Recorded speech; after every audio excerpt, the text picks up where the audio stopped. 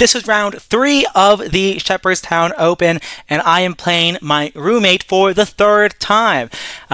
Ethan is a good friend of mine, and we both go to a lot of tournaments together, and we're bound to play each other. And so it's a little bit surprising that this is only our third time playing, but it is what it is. And I have him, and this is my second time playing with the white pieces against him, and I'm 2-0, so I'm hoping to get that 3-0 against him, and enter round 4 3-0 as well. And I actually had a big debate on what I was going to play on move 1. So the time control is game in 30, delay 5. This is a no engine recap until the very end. I have no idea what the engine says, but this is a game where I will absolutely be checking it at the very end because it was very complicated and I have no idea. Well, actually, I have some idea now. In hindsight, I have a lot of idea. In the middle of the game, though, I think I was making a lot of blunders. But I had a big debate on what I was going to play on move 1 because I play a lot of blitz games against him, and he used to play be a very big Karakhan player, but and I play the fantasy, and I was always getting bad positions against him. And then I played Knight of 3, and then we played a game. I played an over the board game against him with Knight of 3, and then I had a setup like this where with the Fianchetto versus the C6 D5 pawn structure, and that was a very clean game on my end. He was making some bad positional decisions. So now in game 3, do I repeat the Knight of 3? I knew he was going to go for a setup with C5 and D5 and D4, go for a more ambitious setup, so I knew he was going to go for a more ambitious setup, and I just wasn't really sure if I wanted to deal with that today, so I just had to go for E4. And I had a feeling he was most likely going to play E5, and he knows what I play. He knows I play a Scotch Gambit. And with D4 and pushing E5, I know he knows that, but you know what? I'm just gonna play it, and I've been playing this opening a lot longer than he has, so I think my experience in these middle games will just be better than his, and hopefully I can outplay him from there. And one of the things I know that he plays, I know he plays D5, and it's Bishop E5, Knight E4, and then I think I already forgot. I think I must take on D4. And then after Bishop D7, I think it's Bishop D7 now, yeah. Then takes. Oh wait, no, this is already wrong. No. Wait, I'm trying to remember. Yeah, Knight D7 is what he plays, yeah. And then after castles, Bishop E7, takes, and Knight takes D4, Knight B8 to guard C6. So I know he plays that, and I knew okay, this is the middle game position we're gonna get. After 10 moves of theory, my 3 pieces are here, his 3 pieces are there. We're just gonna get a middle game position like this. He forgot and went Knight E4, and I was like, okay. I mean, it's not a bad move. It's not a bad move, but he didn't know what he was doing. So I put the queen on E2, and I'm just attacking his knight and X-raying his king. So you can't go D5, for example, because I just take and I'm attacking the knight, and F5 and knight D2 maybe. I guess you could take here if you really wanted to, and then go Knight D2. That seems a little bit greedy to me, but maybe it's probably totally fine though. Alternatively, I kind of like the idea of developing a little bit, going, Bishop G5, and utilizing this pin. That seems kind of good to me. I actually really like this. Yeah, because now Queen E7. Now let's take. And now I'm just up a tempo because I'm just up a tempo. I guess I have to worry about him breaking the pin, but still, it's not that bad. I'm still up a couple pawns, or just one pawn actually. I don't know. I don't know what the best way to proceed is, but point is, you usually don't want to go D5 or F5 and be down a pawn at a minimum, maybe more. So, it's a little bit tricky, and he goes Bishop E4 check, which is a completely reasonable move because, now if I block with the bishop, then you can take. If I block with the knight, you can take. But I play King F1, which I believe is the best move. And I'm pretty sure I've seen this position before. I think I might have gotten this position in an online game. I'm not sure if I've ever actually gotten it I definitely haven't gotten this position over the board, but now the issue remains. Like, this knight is still hanging, and the only safe square for it is c5. But now I play a3, and after bishop b5, I play b4. So this is the issue.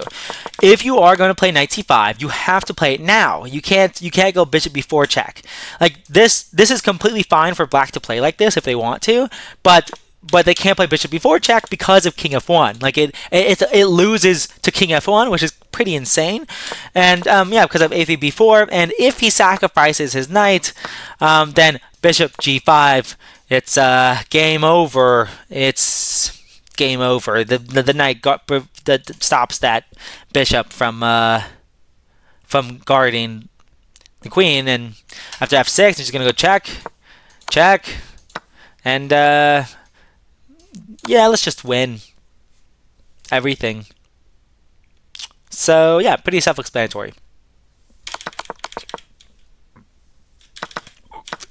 That's why after b4, he took my pawn and then rotated his knight back to e6. So safeguarding his position a little bit. And now I go c3. I thought it was a neat idea, because if you take, then I forgot what I was gonna do. I think I was probably just gonna take back, and if you take back on b4, I don't care. Yeah, you have 3 pawns, but now you're opening up the position a little bit more, and maybe I can just go bishop a3, and if c5, well, now that d6 square is pretty weak, so I can hop something in there. Yeah, I mean, after castles, knight d6, I mean, this looks pretty good, and if you move your knight back, then you're gonna have some difficulty castling here. So I thought it was a neat idea, and then, but so he didn't take. He castled. I played b5, dislodging defense of this d4 square. He moves his knight back. I take. So now I have a big center. I have all this space. The only thing is, I wish my king and rook were teleported. I wish I could do a mini castle right now, like mini castle, but unfortunately I cannot. So yeah, he played d5, and I just decided to take and play bishop a3 once again, activating my bishop, attacking his knight, and yeah, there are some ideas here. At first my idea was that if queen d8, I was going to go d5 immediately, and I think this is still the right way to go. Because if he takes, then I win the rook. And yeah, I mean, that's that. So I think this is fine. After I played bishop a3, I realized, oh wait, maybe I can just take and then go d5. But then he has this really nasty resource, queen f6, which is pretty interesting. Attacking my rook on a1, and my knight's on b1, and my other rook's on h1. So I was like, what am I doing? I would probably have to go queen e5, and it's just a little bit. If we do end up trading, yeah, I'm definitely better, but it's just a little bit annoying. In hindsight, there's nothing really annoying about it. I mean, I'm just up a piece still, so it's totally fine. But I do have to be aware of that. I would have had to be aware of that at least.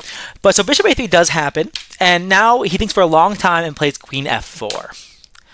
And he spent 16 minutes on that move, or maybe 16 minutes, 3 moves prior. Whoops, I almost knocked over a cup. Maybe 16 minutes, 3 moves prior. Yeah, I mean, I don't know. I just felt like I was winning. I think probably the easiest thing for me to do is 1, develop, 2, attack the queen. I mean, yeah, I mean, it really can't be wrong. His knight is still hanging, his queen is attacked. If he does this, then that's obviously just not very good, not very good at all. And yeah, I mean, if he goes rook e8, I'll probably just go take and maybe just go back to f1. Yeah, I mean, maybe even here after I take and he takes, maybe I just take back with my bishop to go king g2. Like that's probably totally reasonable.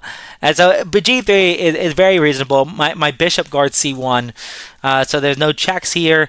If you go back to f6, then I can go king g2, and yeah, I mean the game goes on. The game goes on. I can't really complain. I'll get my rook out of the corner. Pretty normal stuff. But I was feeling kind of frisky, so I took on e7. That was so unnecessary. I knew he could go queen c1 check, but admittedly, I did forget that my bishop on c4 was going to hang if I blocked with the queen. And so I was like, oh, shoot. But luckily, after he played queen c1, or after I played bishop e7, really, and he played queen c1 pretty quickly, then I realized I have knight e1, and after knight takes, I have queen a2. So really crazy resource here. So because now I have rook e8, then I'm just gonna go check and probably take his rook, and I'm guarding my rook, so I'm threatening to go knight d2 to attack his queen. So really nice resource here. And he played knight c2, attacking my knight, and I just took it and he resigned. However, if he went knight f3, the game gets really interesting. I have two options. One, I think the main option is just go bishop e4. If I take this knight, it gets really, really scary. After bishop h3 check, of course, if I go here, then it's going to be mate in a couple moves. Like, look at how both of these rooks didn't even move. It's kind of insane. This is what happens when you don't develop pieces. So, if I take, he can go there, but I can also go king e2. And if like rook e8 or something like that, or let's say this rook to e8, it's I don't even know what I'm supposed to do. I don't even know. I really don't even know. I mean, knight d2 seems pretty reasonable, and after bishop and rook takes bishop, then knight e4, and I'm attacking the queen.